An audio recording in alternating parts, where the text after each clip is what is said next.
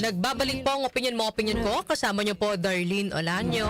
At ito nga mga kanyusik, no, dahil po pinag-uusapan natin yung pagtaas sa presyo ng mga produktong petrolyo. Isa rin po sa pinangangambahang mangyari ay yung pagtaas po ng presyo ng mga pangunahing bilihin. Dahil nga po, sabi ko nga kanina, mayroon niyang domino effect talaga kapag ang presyo po ng mga produktong petrolyo ang tumaas. At kaugnay po ng usapin na yan, makakasama po natin ang presidente po ng Philippine Amalgamated Supermarkets Association, board member ng National Price Coordinating Council, Sir Steven Cua. Magandang umaga po, Sir Steven. Yes, good morning, Darlene. Gandang umaga. Yes, Sir Steven, kamusta po ang sitwasyon ngayon ng mga manufacturers at distributors? Well, I can speak only in behalf of retailers, no? Manufacturers, I'm sure they're gearing up right now, no, trying to come up with the most in terms of production, no? Para hindi naman maubusan ng stocks, para siyempre magamit pa yung lumang raw materials, no? At while the price of gas has not gone, zoomed up talaga, no? Kinakausap na sila ng DTI, no? Siyempre, hindi naman lahat ng manufacturers, pero yung mga major, para, maantala ang panic buying, maantala ang pag-alala ng ating mga mamamayan, mamimili, at lumabas at damputin ng ano man ang pwedeng makuha sa shelves ng supermarket para medyo smooth naman ang transition natin to the point kung saan man abutin tong effect ng conflict sa Middle East, no? So ngayon po, Sir Steven, itinitiyak pa ng DTI na stable pa yung presyo ng mga basic necessities, pero batay po sa itinatakbo ng sitwasyon ngayon sa Middle East, sa tingin niyo po kailan tuluyang mararamdaman po ng mamimili yung impact po ng pangyayari? Well, walang makakasagot ng maayos niyan, no? Dahil iba-ibang impact sa iba-ibang mamimili, no? Also, pricing is a management decision, no? So kung hindi magtaas ang manufacturer, may stock pa siya halimbawa, no? Pwede pang i-deliver sa mga retailers, no? Sa kanilang distributors, wala kaming dahilan para i-adjust ang presyo ng kanyang mga produkto. So, that said, hindi sa manufacturer, hindi sa produkto, no, at hindi sa lugar ang binibenta. So, mahirap sabihin kung kailan. Depende yan sa all those factors, no? Makakatulong ba, Sir Steven, yung suspension ng excise tax to mitigate the effects po sa presyo ng mga basic commodities? Definitely, no. But there is no one solution which can help solve something as what you call this, complicated, no? As the impact of war, no, in a region, no. Makakatulong yun siyempre, no. Maraming it's a multi-pronged approach. Hindi pwedeng yun lang. Kasi kung yun lang, okay na tayo. Hindi naman, no. Kailangan ng tulong siyempre ng gobyerno, ng public, no, general public, no, kailangan maging disiplinado rin tayo, no. We have to probably plan our trips, no. Don't go out during times na sabay-sabay ang traffic. The 4-day week will also help, no, temporarily, no, para iba-ibang oras ng labasan at pasukan sa trabaho ng iba't ibang sangay ng gobyerno or ng industriya or ng negosyo, no.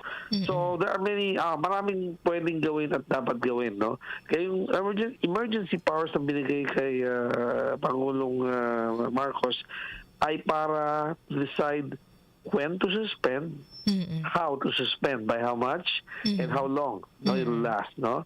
Kasi hindi naman pwedeng forever yan dahil pag walang buwis, wala tayong gagastusin sa ng gobyerno. At walang mangyayaring development din. Walang infrastructure development na mangyayari, no? So, temporary lang ang mga hakbang na ginagawa ngayon ng gobyerno at ng dapat nating gawin, no, bilang mamamayan para mas maiwasan ang harsh effects, no, ng conflict in the Middle East. Yeah. Nabanggit niyo po yung 4-day work week, Sir Steven, ano?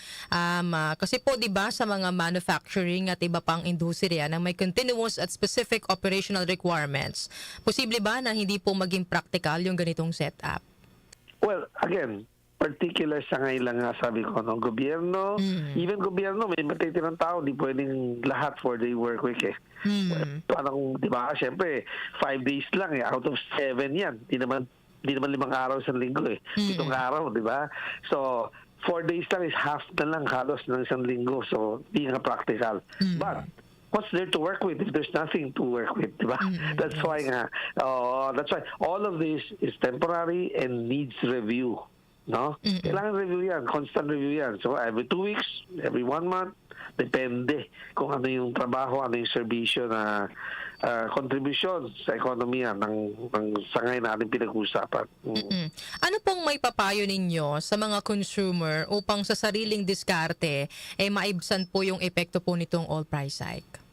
Yeah, actually, sinasabi ko nga na hindi naman kailangan ng gera para may ganong klaseng mga tips, no?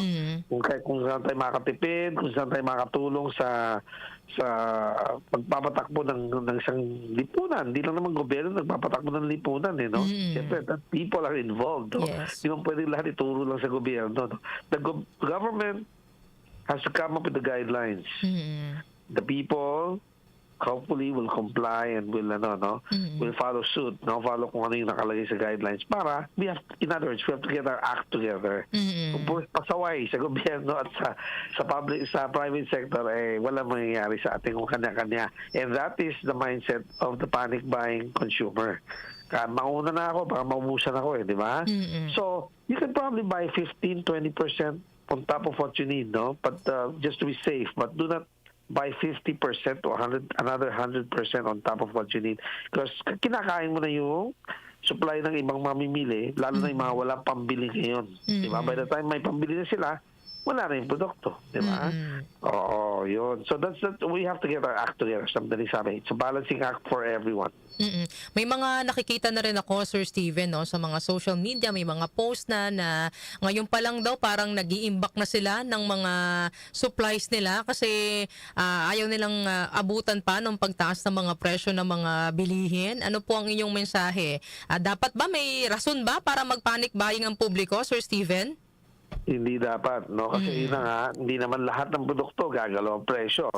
Number 1. Diba? Number 2, hindi natin alam kailan kung gagalaw ang presyo. Dahil pwede namang, kung may stock pa yung manufacturer, di na muna itataas ang presyo para kainin niya yung merkado ng kalaban. Ibig sabihin, para mag-switch sa kanya, sa brand niya at mga mamimili. Diba?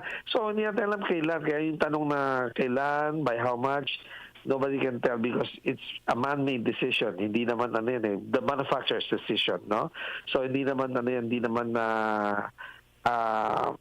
uncontrollable, no? Sa madaling sabi, controllable naman yun. We say controllable to certain extent, of course. Pag nagtaas ang cost of production, natural, tataas ang presyo ng bilihin. Kaya tataas ba? Yes. Kailan? We don't know. By how much? We don't know. Di ba? So it depends also on how we react to the situation, no? Kaya sabi ko, mapapadali ang pagtaas ng presyo kung mag-panic buy tayo. Yes. That's why there are some supermarkets that limit na yung number of items being sold. Pag nakita siguro biglang ang dami, kartilin na or, push card na yung binibili, limit. The same way gas stations, some are already limiting. Maximum amount of gasoline you can buy, and there are others which close early, no? So all of these are steps, no?